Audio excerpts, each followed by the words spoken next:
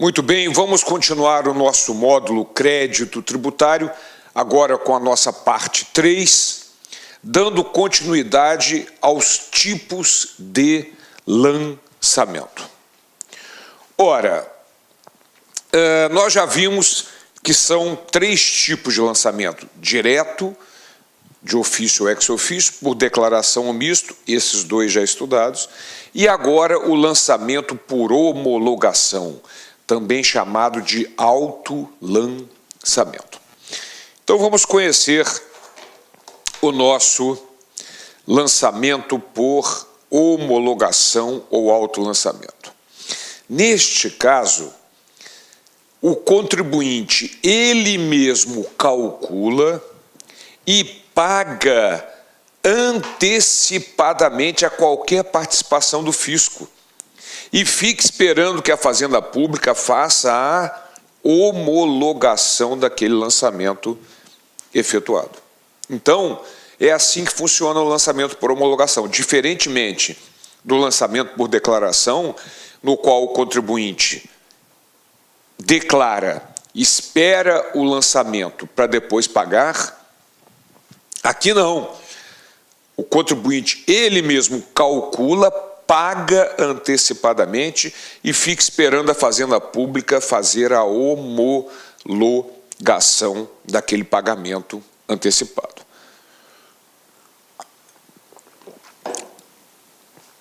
A denominação doutrinária de autolançamento, vocês têm que tomar cuidado para não se confundir. Embora pareça que o contribuinte é que está lançando, porque ele calcula e paga, nós já vimos que o lançamento é atividade privativa da autoridade fiscal. Então, o lançamento propriamente dito é a homologação. Ok? O cálculo e o pagamento antecipado é só um ato do contribuinte que não caracteriza o lançamento. Mas existe esse nome muitíssimo utilizado de autolançamento para esse tipo de lançamento. Muito bem. Esse tipo de lançamento está no artigo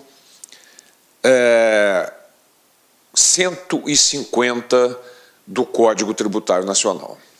Então vamos lá. O lançamento por homologação, que ocorre quanto aos tributos cuja legislação atribua ao sujeito passivo o dever de antecipar o pagamento sem prévio exame da autoridade administrativa, já sabemos disso. Ele calcula e paga. Não é assim no caso do imposto de renda? Chega até o último dia do mês de abril, você calcula e paga.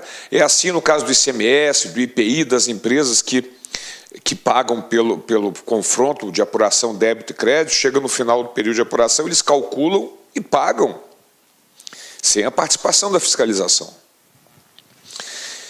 Opera-se esse lançamento pelo ato em que a referida autoridade, tomando conhecimento da atividade assim exercida pelo obrigado, expressamente a homologa. Eu gosto de ler essa definição, tirando alguns pedaços, só para que você entenda exatamente que, na verdade, o que caracteriza o lançamento é a homologação. Então vamos tirar aqui só para ficar mais claro isso. Vamos tirar essa parte aqui, olha. Não tem nada errado, não é, gente? É só para que a coisa fique mais didática aqui. Olha só. O lançamento por homologação opera-se pelo ato em que a referida autoridade, tomando conhecimento da atividade exercida pelo contribuinte, expressamente a homologa. Então, observe que o lançamento é, portanto, a homologação. Por isso é que eu chamei a atenção, o cuidado que vocês devem ter com relação à denominação de autolançamento. Vão encontrar muito, porque é muito utilizada, mas, na verdade, não é o contribuinte que está lançando. Ok? Porque o lançamento, nós já vimos no artigo 142, que é atividade privativa da autoridade fiscal. Bom, então, este é o artigo 150 do nosso lançamento por homologação. Mas Voltando aqui para a figura, se o contribuinte calcula e paga antecipadamente, ele tem que ficar esperando a homologação, a confirmação daquilo pela Fazenda Pública. Mas será que ele vai ter que esperar a vida inteira por essa homologação? É óbvio que não. Então vamos lá para o parágrafo 4º do artigo 150. Antes de olharmos, já falei com vocês, prazo em direito tributário é de 5 anos. É de 5 anos.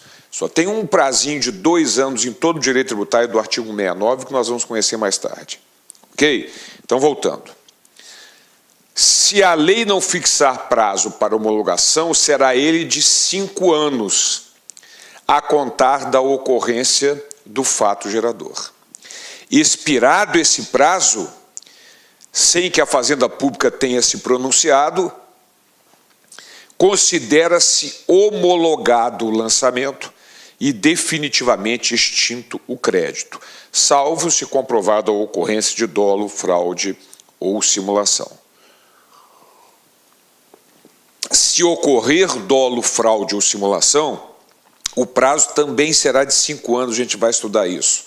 Só que não será contado da data do pagamento antecipado, e sim do primeiro dia do exercício seguinte, nos termos do artigo 173 do Código Tributário Nacional. Mas o prazo será também de 5 anos. Ok?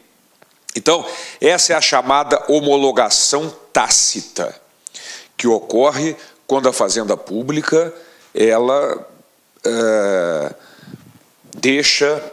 não se pronuncia durante esse período de 5 anos, e aí considera-se definitivamente constituído o crédito tributário através do lançamento. Lembra que eu falei com vocês que o artigo 145 do Código Tributário Nacional determina que o lançamento regularmente notificado ao sujeito passivo somente pode ser alterado em virtude de... Então, fala da notificação do lançamento. No artigo 142, que traz as 5 etapas do lançamento, né, verificação da ocorrência do fato gerador, determinação da matéria tributável, cálculo do montante do tributo devido, identificação do sujeito passivo e aplicação de penalidade, se for o caso, não fala em notificação, de uma forma geral. Por quê? Porque, neste caso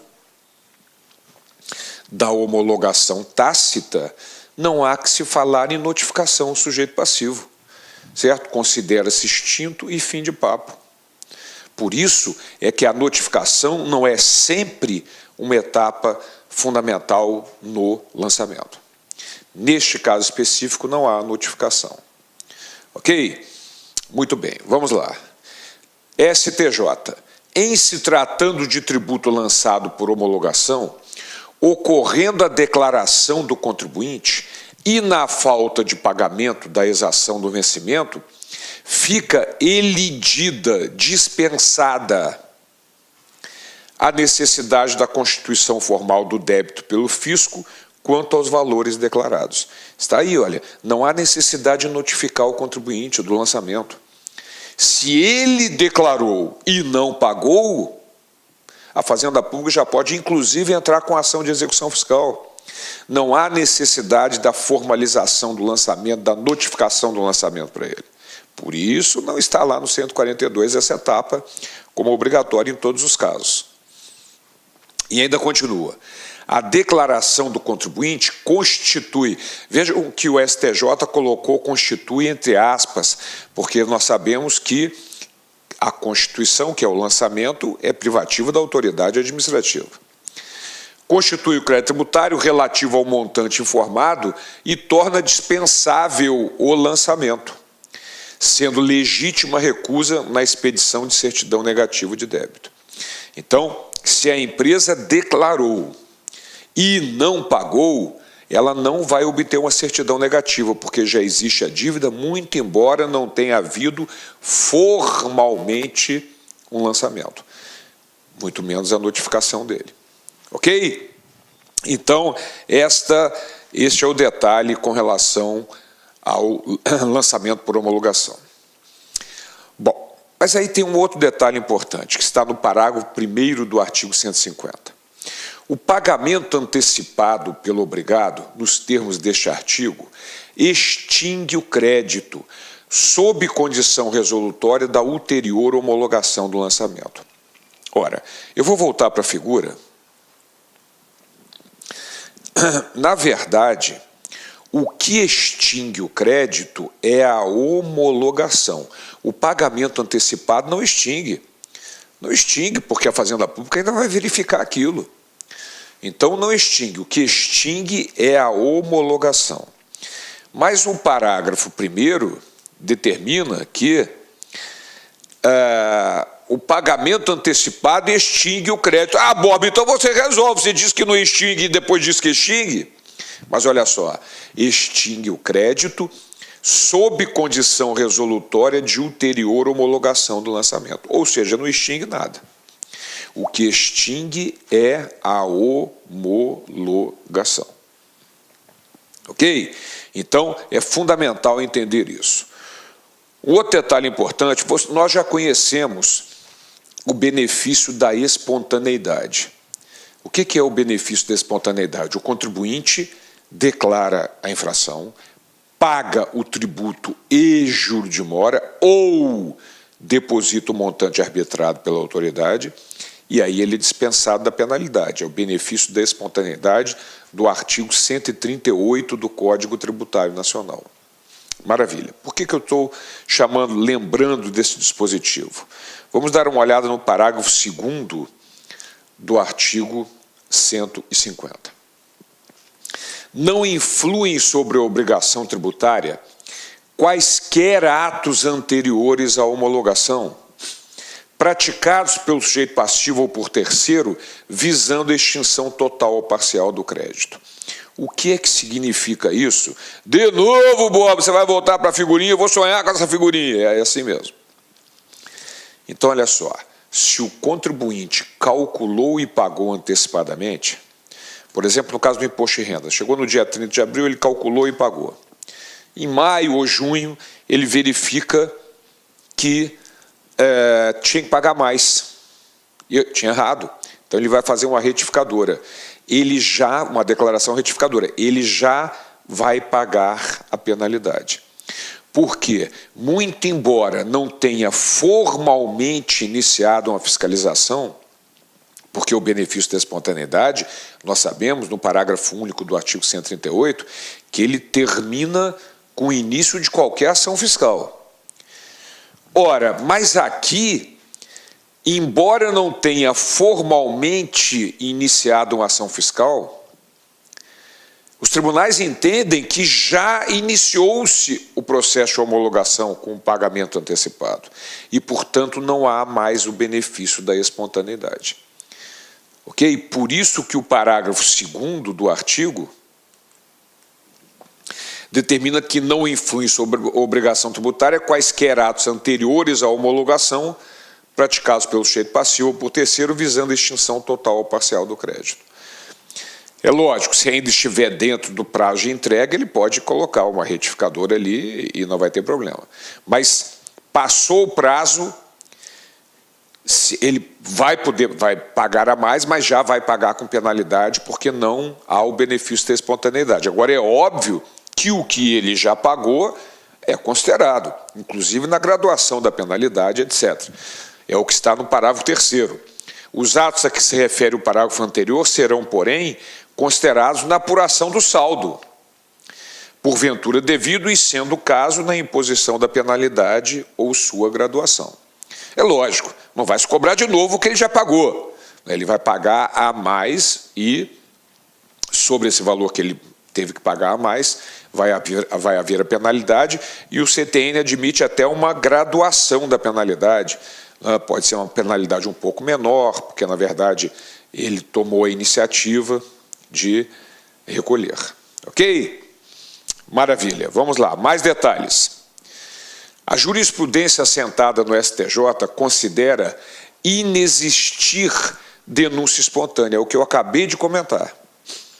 Quando o pagamento se referir a tributo constante prévia declaração, ou de guia de informação ou de outra declaração dessa natureza prevista em lei. E aí continua. Considera-se que nessas hipóteses a declaração formaliza a existência. Veja que novamente coloca entre parênteses aqui, lá colocou entre aspas, aqui entre parênteses, constitui. Olá, meus amigos, minhas amigas, sou o professor Luiz Antônio de Carvalho e com muito prazer, muita satisfação, estou aqui para convidar vocês a fazer um estudo direcionado, um estudo focado para o concurso da Cefaz Rio Grande do Sul 2018, para o cargo de auditor fiscal da Receita Estadual. Nós aqui da Lá Concursos, este ano 2018, nós fizemos aí nosso planejamento estratégico e decidimos entrar de cabeça em concurso de carreiras fiscais. E nós estamos fazendo, então, programas específicos. Nossa equipe de professores é top de linha, vocês viram a qualidade dessa aula demonstrativa aqui da Lá Concursos. Eu tenho certeza que estudando com planejamento, antecedência e foco, você vai ficar muito competitivo. Este curso nosso, pré-edital, da Secretaria de Fazenda do Rio Grande do Sul, nós temos um prazo de acesso um pouco mais longo, 6 meses. Durante esses 6 meses, é um curso pré-edital, você vai ter direito a todas as atualizações dentro do período de acesso. E vamos supor, você se matriculou hoje, semana que vem o edital foi publicado e está precisando de algum complemento no seu curso. Você pode ficar tranquilo, porque nós aqui da Lá Concursos, quase 10 anos no mercado, quase 10 anos no ar, nós vamos atualizar a custo zero, mas dentro do prazo de acesso. Professor, quanto custa tudo isso? Gente, apenas 10 parcelas de R$60. Você pode ter certeza absoluta que é o melhor custo-benefício do mercado Cefaz Rio Grande do Sul, aqui na Lá Concurso. Falando em Cefaz, nós temos um programa específico para carreiras fiscais coordenados pelo nosso grande mestre, professor André Fantoni. Nós já temos no site disponível, olha só, Cefaz Goiás, Cefaz DF, Cefaz Bahia, Cefaz Rio Grande do Sul e Cefaz Santa Catarina. 5 programas específicos aqui na Lá Concurso. Peço para vocês, mais um pedido, que se inscreva no nosso canal no YouTube e se inscreva também, faça ser nosso seguidor no Instagram. Você sabe por quê? Todas as segundas-feiras, às 19h30, horário de Brasília, nós temos uma live que a gente fala sobre o concurso de carreiras fiscais no Brasil todo. É uma aula, uma correção de uma prova, uma entrevista, alguma coisa nesse sentido. Todas as segundas-feiras nós temos esse canal de comunicação com os nossos queridos alunos do Brasil todo. Bacana, meus amigos? Um forte abraço e espero vocês. Fui, tchau! Clique lá.